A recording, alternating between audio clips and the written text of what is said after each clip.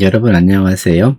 오늘은 명나라 때 원궤도라고 하는 분이 쓴 서문장전이란 글을 소개하겠습니다.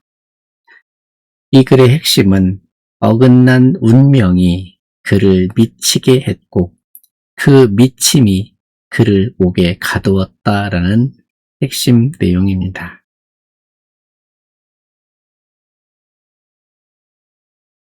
오늘의 질문입니다. 그대가 지금 알아주는 이 없이 홀로 무언가를 붙들고 있다면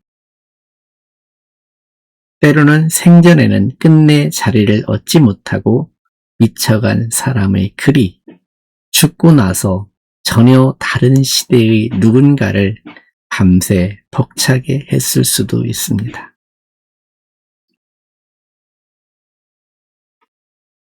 서문장전 지은 이는 원궤도 명나라의 문장가인데 우연히 손에 넣은 서문장의 시집을 밤새 읽고 이분의 전기를 썼던 글입니다.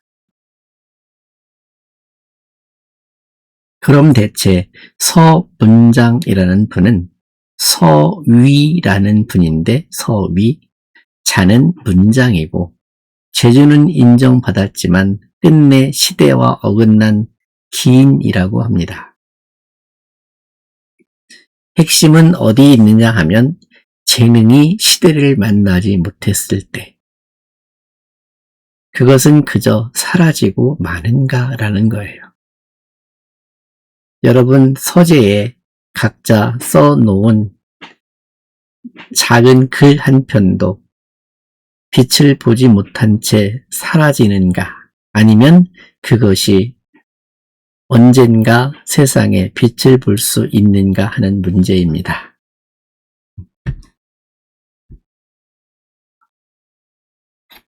자, 운명은 번번이 어긋났다라는 글로 시작합니다.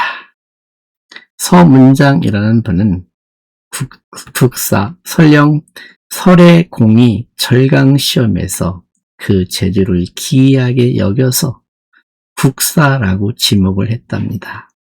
국사라는 것은 온 나라를 대표할 만한 스승, 선비라는 뜻이죠.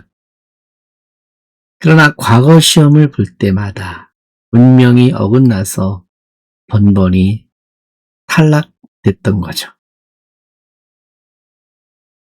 막부에서는 순무 호종헌이 그를 막부의 손님으로 맞아서 모든 상소와 문서를 맡겼다고 합니다. 이 자리는 또 인정을 해준 거죠. 하지만 시험을 볼 때마다 떨어졌던 거죠. 백록이라고 해서 흰 사슴을 아뢰는 표문을 지었는데 황제가 이를 읽고 기뻐했다고 합니다. 갑옷 입은 장수들조차 호궁 앞에서 무릎으로 기었지만 문장은 생원 신분으로 그런 호궁을 오만하게 대했다고 합니다. 어찌 보면 세상에 하찮은 인물이었다고 볼 수 있죠.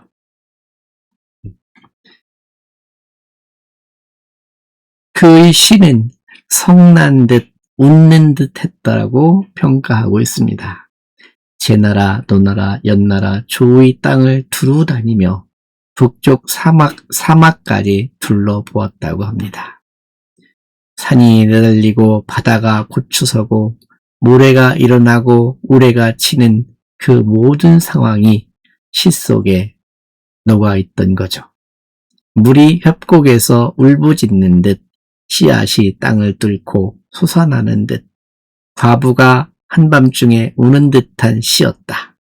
이게 바로 원궤도가 평가한 서문장의 시죠.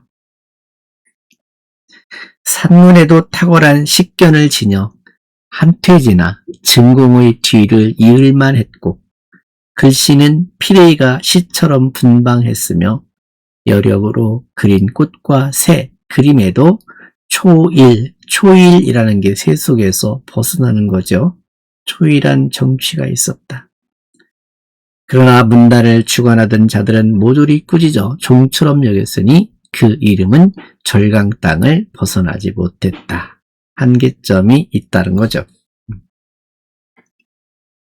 그러다가 울분이 광증이 되어서 끝내 옥에 갇히게 되었습니다.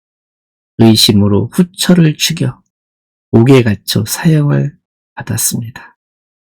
장태사 원변이 힘써 구원한 끝에야 풀려날 수 있었다고 합니다. 그러니 재주가 있고 능력이 있지만 과거 시험에 번번이 떨어져서 얼마나 울분이 차올랐겠습니까? 그래서 만년에는 울분이 더욱 깊어져 미친 척하는 정도가 심해졌다고 합니다. 신분 높은 이가 문 앞에 이르러도 거절하고 들이지 않았고 스스로 도끼를 들어 자기 머리를 내리쳐 두개골이 부서지고 날카로운 송곳으로 두 귀를 찔러 한 치가 넘게 파고들었으나 끝내 죽지 못했다고 합니다. 만년의 시문들은 더욱더 기이했다고 하죠. 환각되지 못한 채 집안에 소장되어 있었다고 합니다. 원문으로 서문장의 글을 한 편 읽어보죠. 문장 무지이 불기자야라. 근데 원갱도는 글을 이렇게 평가하고 있습니다. 문장 무지이 불기자야라. 서문장의 글은 무지이 불기자, 무엇 하나 기이하지 않은 것이 없는 사람이었다. 기이하지 않는 것이 없다는 것, 그것이야말로 정말 기이하지 않은 것이 없다는 뜻이다. 슬프다. 세상이 받아줄 수 없을 만큼의 기이한 글을 썼다는 거죠. 근데 원갱도가 그 글을 보니 너무너무 마음이 아프고 슬펐다라고 말하고 있죠. 몸이 귀해지지 못했을 뿐이에요. 즉 벼슬길에 나가지 못했을 뿐이다, 그런 얘기예요.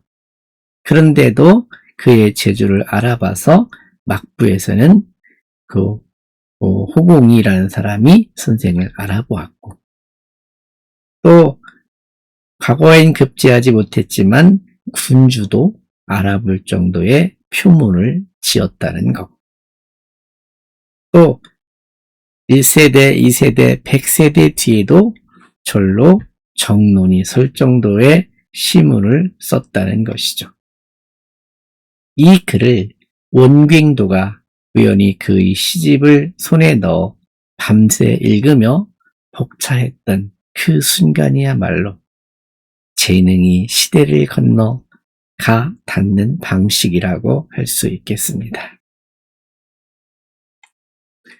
다시 한번 질문을 던져봅니다. 그대가 지금 알아주는 이가 세상에 없다면, 그런데도 묵묵히 자기 길을 가고 있다면 어떻겠습니까? 그것이 언젠가 전혀 다른 시간과 공간, 그리고 다른 사람 손에 닿아서 다시 살아날 수도 있다는 것입니다. 이 글에서 남을 부러워하기보다는 내가 가고 있는 길에 좀 더 깊이, 더 넓게, 더 높게 뜻을 두고 묵묵히 실현하는 것은 어떤가 하는 생각을 가져봅니다.